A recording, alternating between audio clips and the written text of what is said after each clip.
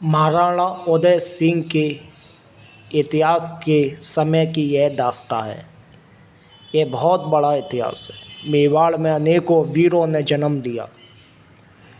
ये उस समय की बात है जब मेवाड़ ने 1568 ईस्वी में साका किया था। चलिए अब मैं आपको बताता हूँ। 25 फरवरी 1568 ईस्वी मेवाड़ी तलवारों और मुग़ल हाथियों की भीषण टकरार। अकबर ने हाथियों से लैस एक हाथी की तुलना 500 घोड़सवारों से की और यदि उस हाथी पर योग्य महाबत बैठा हो तो अकबर ने ऐसे हाथी की तुलना 1000 घोड़सवारों से की। अकबर ने अपने पूरे जीवन काल में कुल 40,000 हाथियों का उपयोग किया, जिनमें से 5,000 हाथी चित्तौड़ के घेरे में मौजूद थे। जब अकबर ने हाथियों को किले के अंदर छोड़ा तब दुर्ग में नामी राजपूतों में केवल रावत पत्ता चुंडावत और ईसरदास चौहान ही जीवित बचे थे। रावत पत्ता चुंडावत ने केसरिया करने से पहले चित्तौड़ दुर्ग में स्थित कुंडेश्वर के कुंड में पुरानी तोपें, सिले खाना व खजाना वगैरह डाल दिया। दुर्ग के बचे खुचे द्वार अभी भी बंद थे। जयमल राठौर व कल्ला राठौर के बलिदान के बाद केलवा के पत्ता चुंडावत ने मोर्चा संभाला और देखा कि अकबर ने अपने पतले दुबले हाथियों को दुर्ग की दरारों से व टूटी हुई जगहों से दुर्ग में प्रवेश कर तबाही मचाने का आदेश दिया। तो पत्ता चुंडावत ने सीधे दुर्ग के द्वार ही खोल दिए और एक खुली चुनौती दी। अकबर ने 50 हाथी दुर्ग में तबाही मचाने के लिए छोड़ दिए। पत्ता चुंडावत व ईसरदास जी ने कई हाथियों को मौत के घाट उतार दिया तो अकबर ने 300 हाथियों को दुर्ग में प्रवेश करवाया। जकिया, जागिया, मदकर, कादरा, सबतलिया नाम के हाथियों ने दुर्ग में तबाही मचाना शुरू कर दिया। जगिया नाम के एक हाथी ने 30 राजपूतों को मार दिया। एक राजपूत सैनिक ने जागिया की सूंड काट दी, जिससे हाथी ने बौखलाकर 15 राजपूतों को और मार दिया।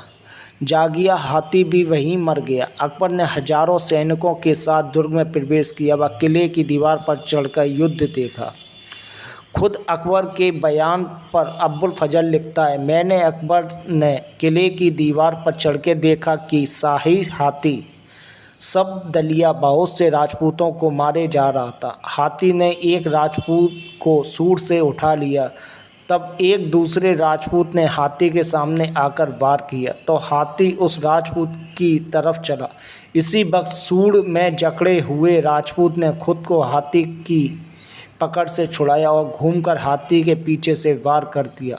अकबर के एक और बयान के मुताबिक अब्बुल फजल लिखता है कि मैंने देखा कि एक राजपूत ने शाही फौज के एक सिपाही को ललकारा तो शाही फौज का सिपाही उस राजपूत की तरफ गया।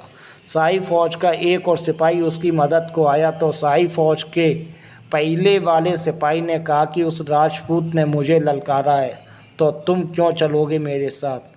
पहले वाले सिपाही ने इतना कहकर उस राजपूत का कत्ल कर दिया। मैंने उस मुग़ल सिपाही को बहुत ढूंढा पर वो मिला नहीं।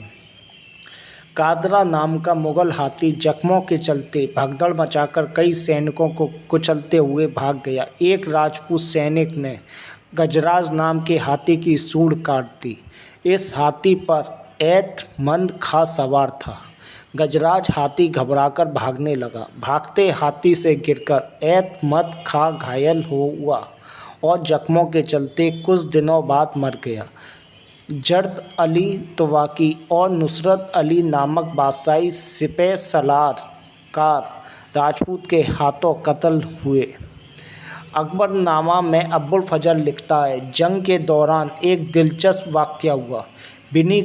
बिना किसी खौफ के ईसरदास चौहान ने एक हाथ से शहंशाह के एक पसंदीदा हाथी मदकर का दांत पकड़ा और दूसरे हाथ से खंजर से वार कर हाथी की सूंड काट दी और उससे कहा कि जाओ बादशाह से मेरा मुजरा बोलो। युद्ध से पहले एक बार अकबर की मुलाकात ईसरदास चौहान से हुई थी। तब अकबर के सिपह सलारों ने ईसरदास चौहान से कहा कि बादशाह को सलाम करो। उस समय ईसरदास चौहान ने अकबर से कहा था कि मैं सही समय पर मुजरा सलाम अवश्य करूँगा। कुछ समय बाद ईसरदास जी वीर गति को प्राप्त हुए। युद्ध में अपनी मृत्यु आभास वो वीर क्षत्रिय ईसरदास ले चला अपने पग अकबर की ओर। डरे मुगल वाणी सुन उसकी चहु ओर। ईसरदास चौहान के बलिदान के बाद महाराणा उदय सिंह के सामंत भोजराज चौहान बहादुरी से लड़ते हुए वीर गति को प्राप्त हुए। अब दुर्ग में रावत पत्ता चुंडावत और उनके नेतृत्व में कुछ राजपूत ही बचे थे, जिन पर चित्तौड़ के 40,000 लोगों के प्राण निर्भर थे।